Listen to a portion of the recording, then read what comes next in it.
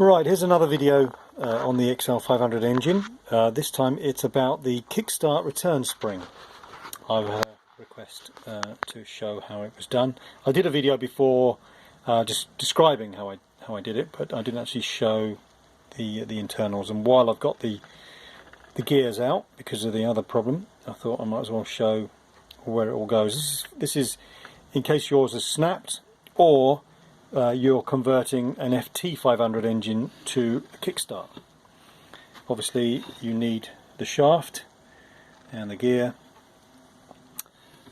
and the gubbins, and as you see, it passes through the crankcase to the inside of the gearbox. Try to get that in focus. And the spring, it's quite a beefy spring, obviously it has to be, and if you can make it out, you've got a circlip on the end there. There's a kind of a triangular shaped clip that slides over the shaft, and then a circlip goes on the end of the shaft to hold everything central. It is a very fiddly job. There you can make out the circlip there, and where it hooks onto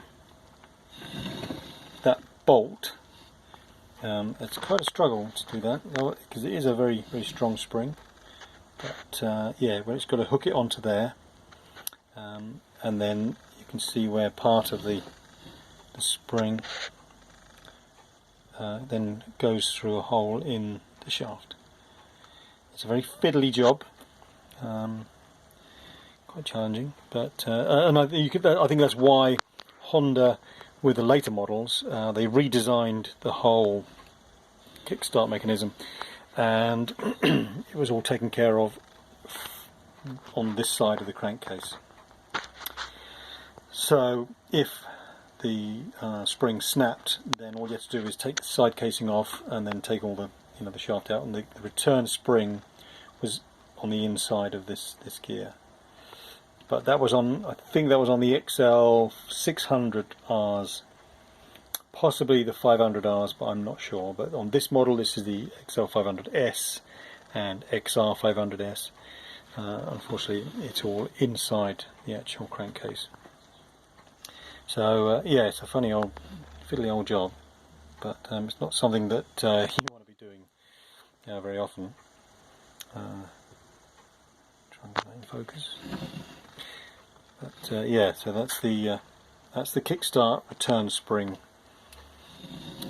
mechanism. So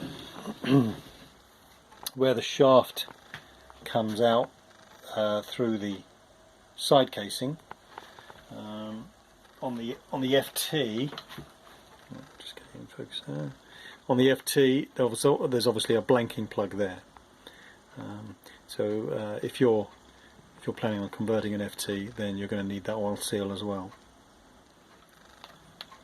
and you're going to need that little bracket there. They are available, those clips, those things there. As you can see, that one I've repaired because it snapped.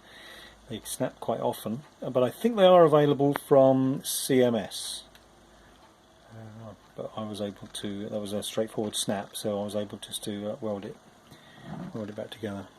But yeah, you do need that bit. So there you have it. But I've still got to try and suss out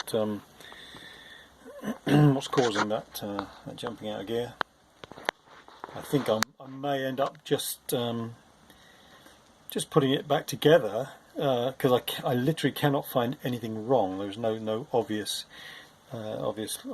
problem. So I don't know, it may be a selector drum issue, or just something that isn't quite right with the with this selector's mechanism.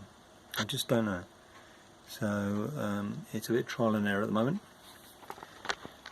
But there you go. Anyway, thank you very much for watching.